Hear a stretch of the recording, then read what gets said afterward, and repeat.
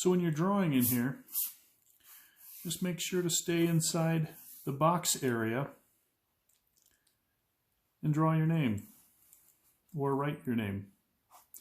If you want to know a simple way to do it, draw plain letters like this.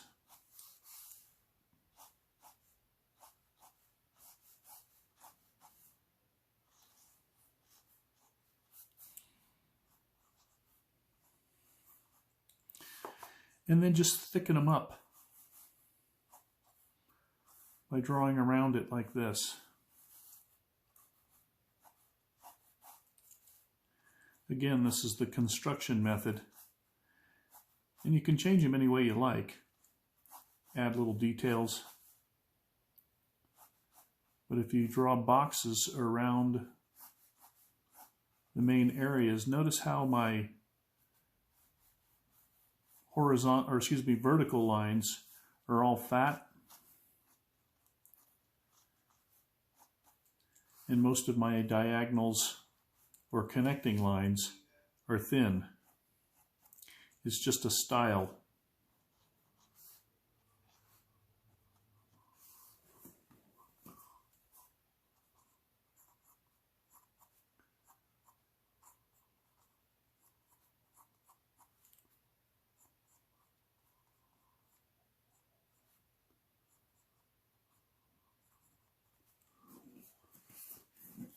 So then I'm going to put in some of these characters like I had demonstrated in class earlier this year.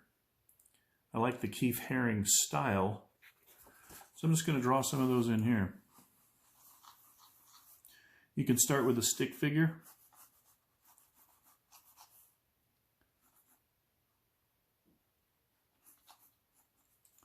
And just like we did a moment ago with the letters, draw shapes around the letters. You don't have to be super detailed or close on this, and you can make them as thick or thin as you like. I like to do triangle shapes for this part and also this part of the figure. It's not exactly the way Keith Haring did it, but that's okay because this is yours. Or in this case, this is mine. So you can put as much or as little detail in here as you like. Anyway, have fun with this. I'm just going to see if I can speed this up later on.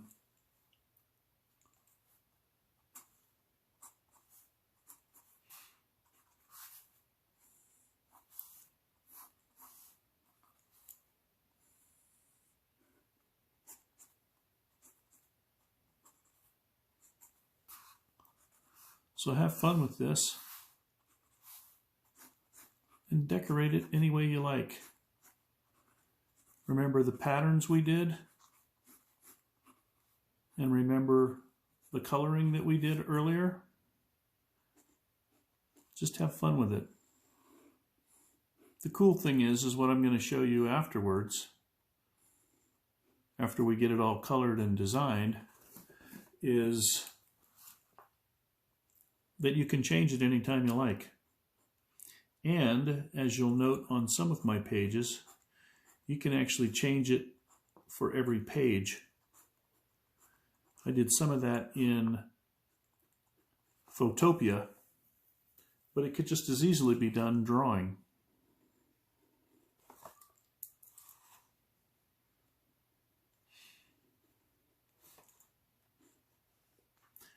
So have fun with this, and I will check back in on you later.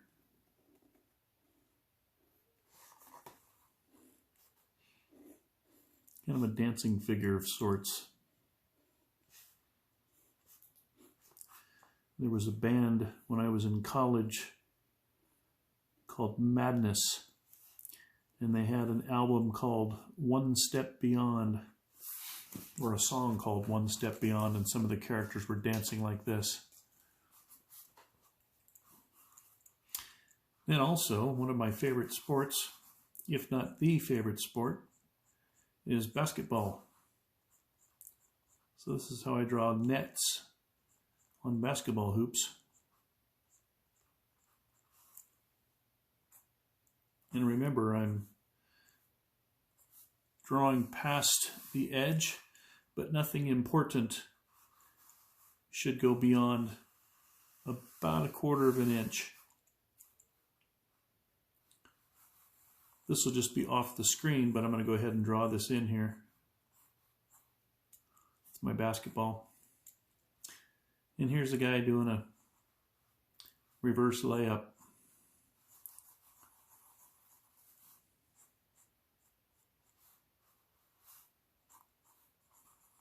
Hands are kind of bent out of shape here.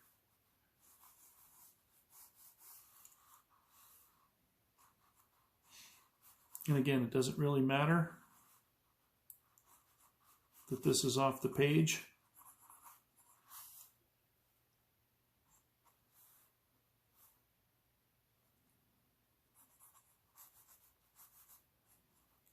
So I'm just going to draw a hand like this to his head.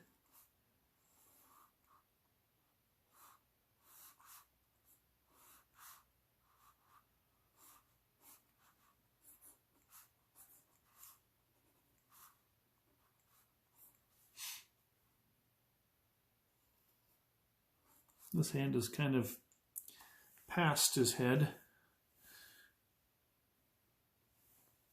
because he's already used that hand for the dunk.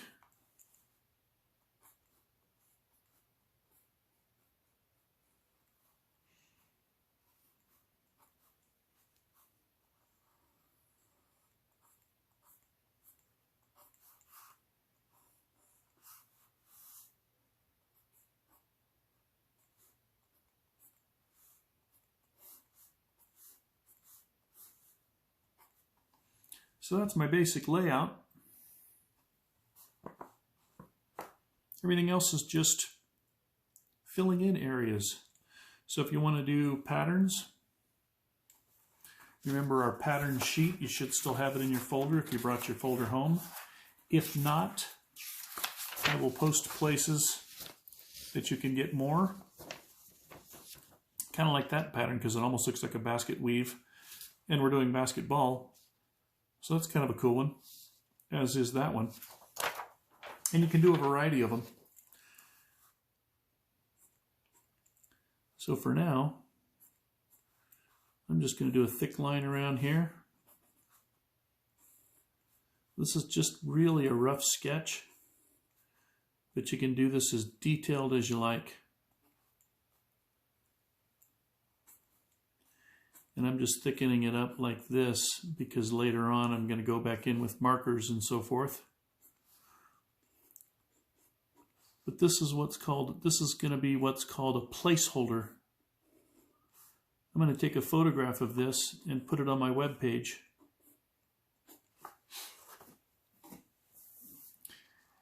And then I'm going to show you how to do it on the web also. In Google Sites.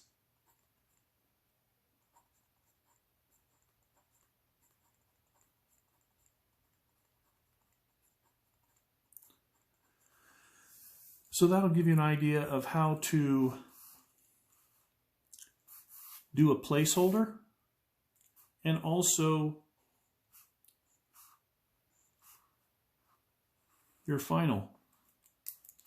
So I'm going to take several photos of this. I'm just doing this weave pattern. There's a thing in basketball called a weave. It's where you're running down the court and you share the ball with your teammates. And as you run in and out, after you pass the ball, you go behind the person you've passed it to.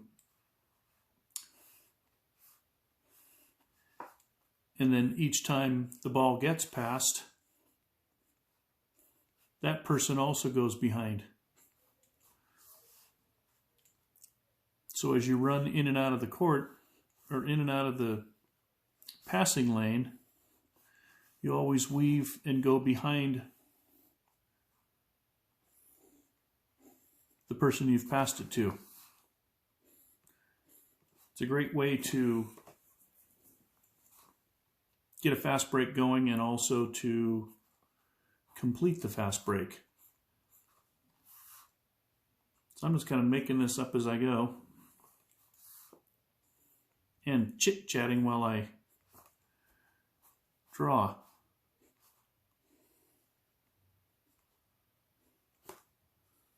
One of the things that you'll start noticing when you're doing patterns like this is that you can do patterns within patterns as well. What I mean by that is these weaving lines, these basket lines, you can either do cross-hatching behind it, or you can add some of these other things to it. So for instance, if I wanted to do this pattern, I would just continue the lines like this.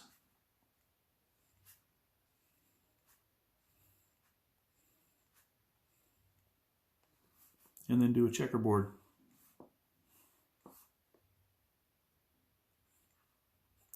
But even inside the checkerboard, depending on how detailed you want to get, you can do little patterns like this. So there's going to be two patterns involved in this. Little circles,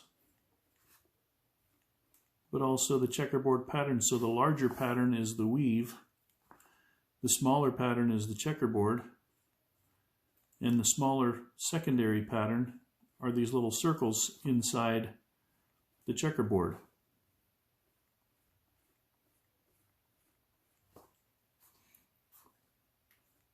So just to show you how placeholders work on websites, I'm going to stop this right here, even though the drawing's not finished. I'm going to take a picture of it, and then I'm going to show you how to put it on your website. And again, it's just a placeholder, but every time I do this, I'm going to take a photograph of it and put it on the website. Just to give you the idea that websites are ever changing, and it's actually kind of nice to update it so that people come back to your site to see what's changed. It's one of the ways to keep people interested in your website.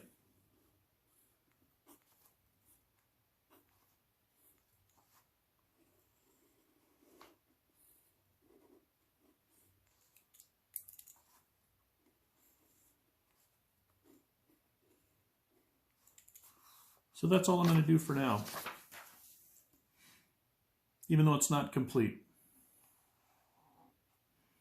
I'll bring this up closer to the camera so you can see the pattern there. A little pattern inside here. And that's it for today on this video. I'll do another video. The next video will show you how to take a picture of this and put it on your website. Everything that you do, put it in a folder and call the folder Google Site in your main folder for this class, which is going to be either period 4 art or period 8 art.